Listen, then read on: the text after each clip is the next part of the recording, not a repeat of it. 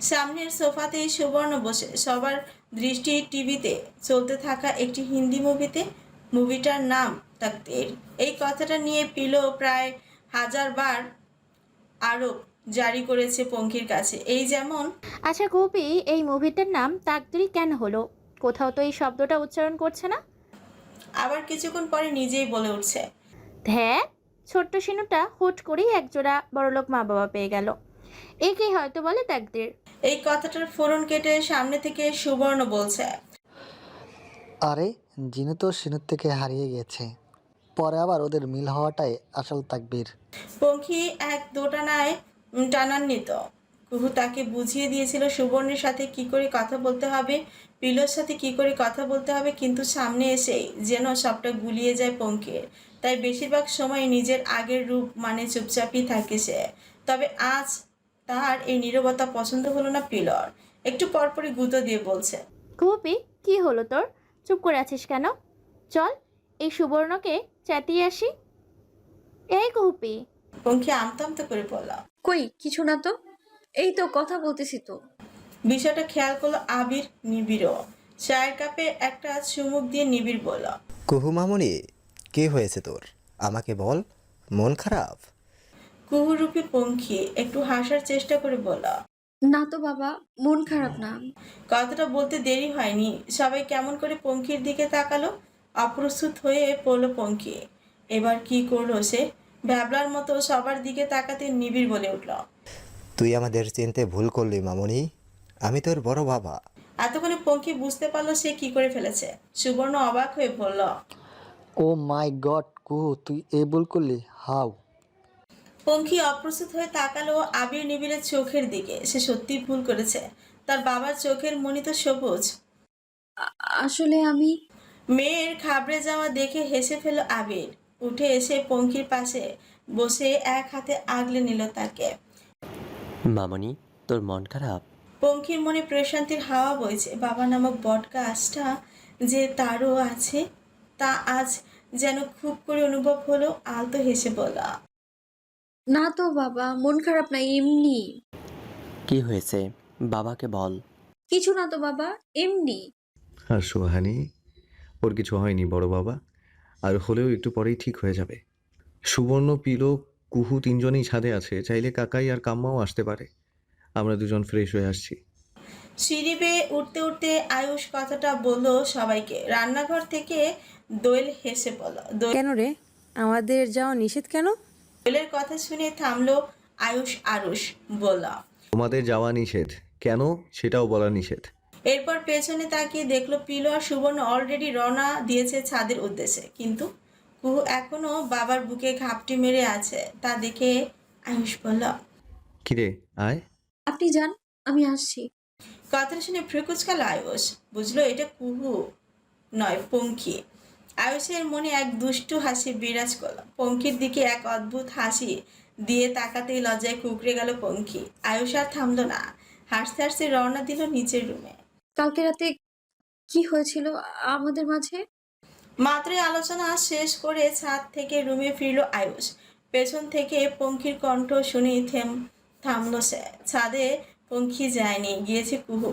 কুহু আর আরুষের মাঝেও যে কিছু হয়েছে তা তাদের হাবভাব দেখেই বুঝেছিল আয়ুষ, তবে কিছুই বলেনি। আয়ুষ জানতো পঙ্খী একবার নয় একবার তার কাছে আসবেই। এই যে এখন এলো। পঙ্খির অগোচরে হাসলো আয়ুষ। পর মুহূর্তে হাসি থামিয়ে ফিরে তাকালো পঙ্খির দিকে। এক পা করে এগিয়ে গেল পঙ্খির কাছে। পঙ্খি ভয় পাচ্ছে। আয়ুষ কেন এগোচ্ছে তার দিকে। তবে পঙ্খির ধারণাকে ভুল প্রমাণ করে দিয়ে আয়ুষ গিয়ে দরজার ছিটকিনি লাগিয়ে দিল। এইবার এসে দাঁড়ালো পঙ্খি বরাবর। নেশালো কণ্ঠে বলল, শুনতে চাও কি হয়েছে? পঙ্খি ভীত চোখে ওপর নিচ মাথা ঝাঁকালো। আয়ুষ ঠোঁট প্রসারিত করলো, বাম হাত উঠিয়ে পঙ্খির কপাল থেকে নিচের দিকে স্লাইড করতে করতে বলল, কামহানি। বলেই পঙ্খির হাত চেপে ধরে বারান্দার দিকে এগোতে লাগলো। বুকের ভেতর ধুমধুম আওয়াজে ঝড় তুলেছে পঙ্খি। আয়ুষের দৃষ্টি, কথাবার্তা মোটেও সুবিধা লাগছে না তার। তার মানে কি সত্যি কিছু হয়েছিল তাদের মধ্যে? আয়ুষ গিয়েই বারান্দায় রাখা দোলনায় বসলো। পঙ্খিকেও টেনে নিজের কোলে বসালো। পেছন থেকে পঙ্খির ঘাড়ে মুখ গুজল। মাতাল কণ্ঠে বলল। You are so tasty Annie. শিহরণ বয়ে গেল পঙ্খির দেহে। আয়ুষের আবেশিত ছোঁয়ায় কেঁপে কেঁপে উঠছে বারবার। কাপা কাপা কণ্ঠে বলল। কি বলছেন এইসব? সত্যি বলছি, কাল রাতেই তো বুঝলাম। উফ, চলো আরেকবার হয়ে যাক। পঙ্খির দিক থেকে কোনো উত্তর এলো না। কিছুক্ষণ পরেই পঙ্খির শরীরের কম্পন অনুভূতি হলো আয়ুষের, সাথে ফিচেল নাক টানার শব্দে চমকে উঠল আয়ুষ। পঙ্খি কাঁদছে। তড়িৎ গতিতে খাট থেকে মুখ তুলল আয়ুষ। চিন্তিত কণ্ঠে বলল। এই মেয়ে, কি হলো তোমার, কাঁদছো কেন? পঙ্খিকে কোল থেকে নামিয়ে পাশে বসিয়ে তার দিকে ফিরে বসলো আয়ুষ। কখন থেকে কাঁদছে মেয়েটা, চোখ মুখ ভাসিয়ে ফেলেছে একদম। আয়ুষ দু হাতের আদলে আগলে ধরেছে পঙ্খির মুখখানে, বৃদ্ধাঙ্গুলে দিয়ে চোখ মুছিয়ে দিয়ে হাজুরি কণ্ঠে বলল। এই কি হলো তোমার, কাঁদছো কেন তুমি, হঠাৎ কি হলো? পঙ্খি কাঁদছেই, কথাটুকুও বের করছে না মুখ দিয়ে। পঙ্খী, কথা বলো। এই দেখি, তাকাও আমার দিকে। বলেই পঙ্খির মুখটা একটু তুলে ধরলো উপরের দিকে। সিক্ত নয়নে পঙ্খি তাকালো আয়ুষের দিকে। পর মুহূর্তে আবারও ফুপিয়ে কেঁদে উঠল। আয়ুষ দিশ হারালো। কি করবে এখন সে? পঙ্খির কান্না যে সহ্য হয় না তার। পঙ্খী, আমার ভালো লাগছে না, কিন্তু কান্না থামাও বলছি। কি করলাম আমি এটা? নিজের সম্মান নিজের হাতে হারিয়ে ফেললাম। আয়ুষের সবটা বোঝা হয়ে গেল এই একটা কথার মাঝে। স্তব্ধ নয়নে তাকিয়ে রইল তার রজকিনীর দিকে। আমাদের মাঝে এমন কিছুই হয়নি পঙ্খী, আমি তো একটু মজা করেছিলাম তোমার সাথে। চকিত নয়নে আয়ুষের দিকে তাকালো পঙ্খি। এখন মিথ্যে বলছেন তাই না? একটুও না। তুমি কিছু ফিল করেছো নিজের মধ্যে? মানে? মানে এই যে কাল রাতে যে আমাদের মাঝে কিছু হয়েছে, তার কিছু ফিল করেছো? ফিরকুচ গেল পঙ্খি। কি করে বুঝবো? আয়ুষ নিঃশ্বাস ফেল। এখন কি করে বোঝায় এই মেয়েকে? আচ্ছা, তোমার কাছে কেমন লাগছে, স্বাভাবিক নাকি অন্যরকম? স্বাভাবিকই। এই তো, এবার বিশ্বাস হলো কিচ্ছু হয়নি কাল রাতে। এটার মাঝে কি প্রমাণ হয়? শান্ত দৃষ্টিতে তাকালো আয়ুষ। পুরুষ সামলানোর কথা তোমাদের, কিন্তু এখানে আমিই সামলাই তোমায়। মেয়ে, তুমি নিজে থেকে ডেকেছো বলেও আমি সিরিয়াস হইনি, আর হালাল সম্পর্ক তৈরির আগে কখনো হবও না। সত্যি কিছু হয়নি? হলে ভালো হতো বুঝি। গাড়িতে উঠে হাতের ইশারায় পঙ্খিকে কাছে ডাকতেই পঙ্খি এক প্রকার ঝাঁপিয়ে পড়লো আয়ুষের কোলে। এসে দখল করলো আয়ুষের উষ্ঠ জোড়া। আয়ুষ বাধা দিল না, নিজেও সমান তালে তাল মিলালো। উষ্ঠ ছেড়ে আয়ুষের গলায় মুখ গুজতে আয়ুষের হাত পৌঁছে গেল পঙ্খির মাথার কাছে কান সংলগ্ন এলাকায়। কায়দা করে দু আঙ্গুল চেপে ধরল পঙ্খির কানের পেছনে। সাথে সাথেই অচেতন হয়ে গেল পঙ্খি। ক্রমাগত করতে থাকা উদ্বিগ্নতা থেমে গেল তার। নির্জীব হয়ে চোখ বুঝলো আয়ুষের বুকে। আয়ুষ তাকালো তার আবেশিনীর দিকে, কপালে ঠোঁট ছোঁয়ালো তার। সরি পঙ্খী, ইচ্ছে থাকলেও আজ তোমার ডাকে সাড়া দিতে পারলাম না আমি। সাড়া দিলে যে আমাদের সুন্দর মুহূর্তগুলোকে তুমি ভুল ছাড়া আর কিছুই ভাববে না। আমাদের ছোঁয়াগুলো ভালোবাসাময় হবে, কোনো ভুল নয়। গাড়ির ভেতর এসির টেম্পারেচার কমিয়ে দিয়ে পঙ্খিকে বুকে নিয়ে বাড়ির উদ্দেশ্যে গাড়ি স্টার্ট দিল আয়ুষ। কুহুর রুমের বারান্দায় ফ্লোরে বসে আছে দুবন। মূলত হাওয়া খেতেই আসা দুজনের। ভ্যাপসা গরমে রুমে টেকা দেয়। এর থেকে এই বারান্দায় প্রকৃত হাওয়া খেতে খেতে দুবোন মিলে খোঁজ গল্প করাই ভালো। জীবন বৃত্তান্ত শুনতে শুনতে সেই রাতটা বারান্দাতেই কাটিয়ে দিল তারা দুজন। সকালে দরজা টোকা পড়তেই ঘুম ভেঙে গেল কুহুর। চোখ মেলে নিজেকে আর বোনকে বারান্দাতে আবিষ্কার করলো। পঙ্খি ঘুমাচ্ছে বেঘরে। দরজার করাঘাত ঘন হতে উঠে দাঁড়ালো কুহু। রুমে এসে বারান্দার দরজাটা বন্ধ করে দিল, যাতে কেউ রুমে এলেও পঙ্খিকে দেখতে না পারে। দরজা খুলতেই আয়ুষকে আবিষ্কার করলো। আয়ুষ প্রথমেই প্রশ্ন ছুড়ল। কে তুই? কুহু আমি। আয়ুষ চোখ বোলালো রুমের ভেতরটায়। বিছানাটা তো গোছানো, কিন্তু কুহুকে দেখে মনে হচ্ছে মাত্রই ঘুম থেকে উঠেছে। ভেতরে ঢুকতে ঢুকতে জিজ্ঞেস করলো। আরেক পিস কই? বোন। তো আর কে? ওই তো বারান্দায় আছে। আয়ুষ ফ্রুকুচকে তাকালো কুহুর দিকে। বারান্দায়? কাল রাতে গরম লাগছিল, তাই ওখানে বসেছিলাম। কথা বলতে বলতে ঘুমিয়ে পড়েছি ওখানে। আয়ুষ হাঁটা ধরলো বারান্দার দিকে। কুহুকে সতর্ক বাণী দিয়ে বলল। ঠান্ডা লাগলে দুজনেরই খবর আছে। বারান্দার দরজা খুলতে ঘুমন্ত পঙ্খিকে আবিষ্কার করল। স্নিগ্ধ নয়নে কিছুক্ষণ দেখে গেল তাকে, তবে এগুলো না আর পিছনে ফিরে কুহুকে বলল।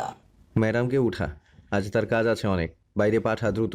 বলতে বলতেই রুম ত্যাগ করলো আয়ুষ। তার কথা মতোই কুহু এগিয়ে গেল বোনকে জাগাতে। ডাকতে গিয়ে থেমে গেল সে। পঙ্খির স্নিগ্ধ মায়াবী মুখখানা দেখে আর ইচ্ছে হলো না ডাকতে তাকে। উঠে দাঁড়িয়ে বারান্দার দরজাটা ভিড়িয়ে দিয়ে নিজে ফ্রেশ হয়ে বেরোলো রুম থেকে। শুক্রবার হওয়ার দরুন আজ বাড়ি পরিপূর্ণ। জোবানার জুম্মিও এসেছে। পিলো, জুম্মি, সুবর্ণ ড্রয়িং রুমে বসলো টিভি দেখতে। ব্যস্ত আবির, নিবিড়, জিসান, আয়ুষ, আরুষ ডাইনিং টেবিলে ব্রেকফাস্ট করছে। বিপাশা, দোয়েল এটা ওটা এগিয়ে দিচ্ছে তাদের। চড়ই গিয়ে সাবিহা আর আয়েশাকে খাবার দিয়ে আসতে। হৃদও ব্যস্ত রান্নাঘরে টুকিটাকি কাজে। সিঁড়ি বেয়ে নামতে নামতে সবার দিকে হাসি হাসি মুখ করে তাকিয়ে কুহু বলল। Good morning guys. সবার দৃষ্টি গেল কুহুর দিকে। মেয়েটা চঞ্চলতা হাসি ফোটালো আবির নিবিড়ের মুখে। গতকাল রাতে যে কি হয়েছিল মেয়েটার, কেমন যেন চুপচাপ ছিল। গুড মর্নিং মামনি, আয় জয়েন কর। বাবার কথায় মাথা নাড়িয়ে সায় জানালো কুহু। গিয়ে বসলো টেবিলে। ততক্ষণে চড়ুইও চলে এলো। খাবার এগিয়ে দিল কুহুর দিকে। কুহুও মনের আনন্দে খেতে লাগলো। আয়ুষ তীক্ষ্ণ চোখে পরখ করছে কুহুকে। ব্যাপার কি? পঙ্খি তো এত উৎফুল্ল হওয়ার কথা নয়। তার মানে এটা কুহুই। ফাজিল মেয়েটা নিজে কেন এলো পঙ্খিকে না পাঠিয়ে?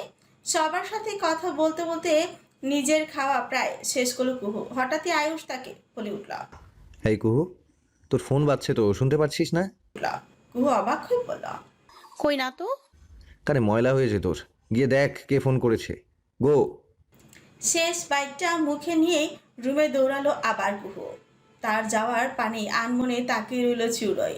মাতৃ হৃদয় কেন যেন তাকে ভিন্ন কিছুর আভাস দিচ্ছে। রুমে এসেই নিজের ফোন হাতে তুলল কুহু।